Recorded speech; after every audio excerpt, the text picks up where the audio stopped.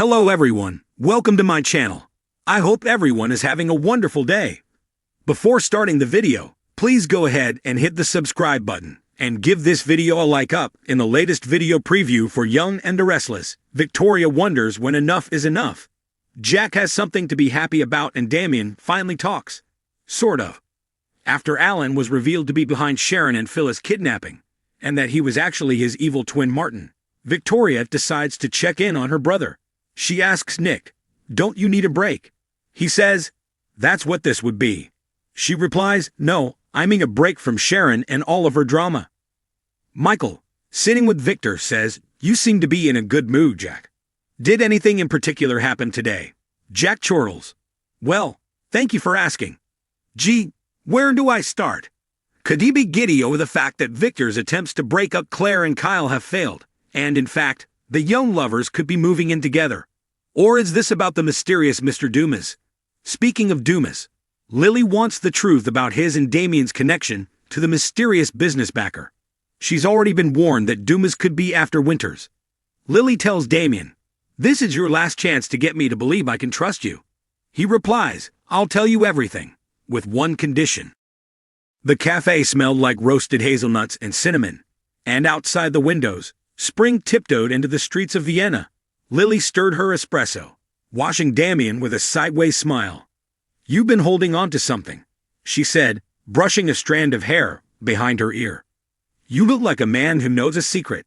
Damain glanced up. His eyes were always a little tired, as though he hadn't slept properly in years. But this time, there was a glimmer of mischief behind the fatigue. He leaned forward, lowering his voice like a conspirator. Lily blinked. "Aristotle, as in a Greek philosopher? And Dumas like the—" No, Damain said, grinning. "It's one person. Aristotle Dumas. Philosopher, inventor, recluse, possibly madman. He's not in textbooks, not on Wikipedia. Not really. But he existed, I swear it." Lily narrowed her eyes. "This better not be like the time you tried to convince me ferrets were used in 17th century French espionage. Aristotle Dumas was born in a crumbling villa in southern France, sometime in the late 19th century, or perhaps the early 20th. No birth certificate, no known relatives. Just a child who, by the age of 5, could read Latin and draw blueprints for machines that didn't exist yet. He disappeared from public record by the time he was 22. Some said he joined a secret society. Others claimed he had gone mad. One version had him sailing off to the Arctic Circle to study silence. In 1934, a set of journals surfaced in an estate sale outside Lyon. They were dismissed by historians as a hoax. Pages full of philosophical musings and wild schematics for devices that defied physics. One of the buyers, an old watchmaker named Jean-Pierre Cal, recognized something deeper. He spent the rest of his life trying to recreate one of the devices. A chronoskine, a sort of clock that folded time in on itself, like a Mobius strip. Cal failed, of course. Or maybe he didn't.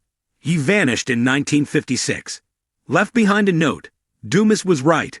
"I found them," Damain said quietly, 10 years ago, in a box of books at a flea market in Krakow. They weren't marked, just tossed in like trash. But I knew. I felt it. Lily raised her eyebrows.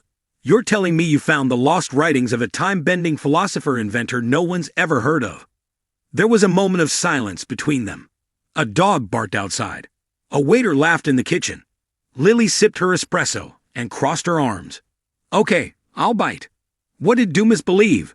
He believed time wasn't linear, not in a Doctor Who kind of way, but in a deeply emotional way. He said memory was the key to reality, that the past, present, and future exist all at once, but only memory allows us to string them together in a way that makes sense. He tapped the table. He called it temporal resonance. Think of it like this. When you remember something vividly, you're not just recalling it. You're inhabiting it, reliving it. Dumas believed that by refining your memory to a certain purity, you could move through time emotionally, and maybe even physically. There's more, he said. Dumas didn't believe in inventions as machines. He thought they were mirrors for the mind. The chronoskine wasn't meant to manipulate time. It was a way to see it, like imagine a compass.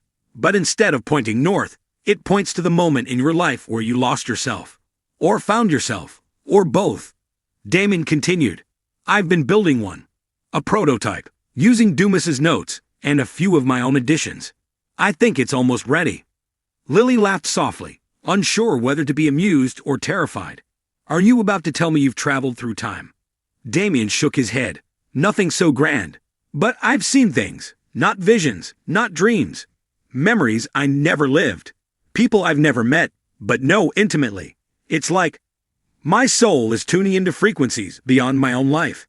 In one of the journal entries, Dumas talks about a woman with fire in her hair and eyes like storms. He called her Leela.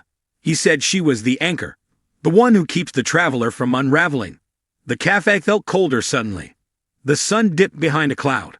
Lily looked at Damain, who now seemed both entirely real and impossibly fictional. So, she said slowly, what now? You want me to be your anchor in some time experiment. I want you to remember, Damain said. Just remember what you've forgotten, who you were before this life. If you sit with me, if you read these pages with me, I think something might unlock. For both of us.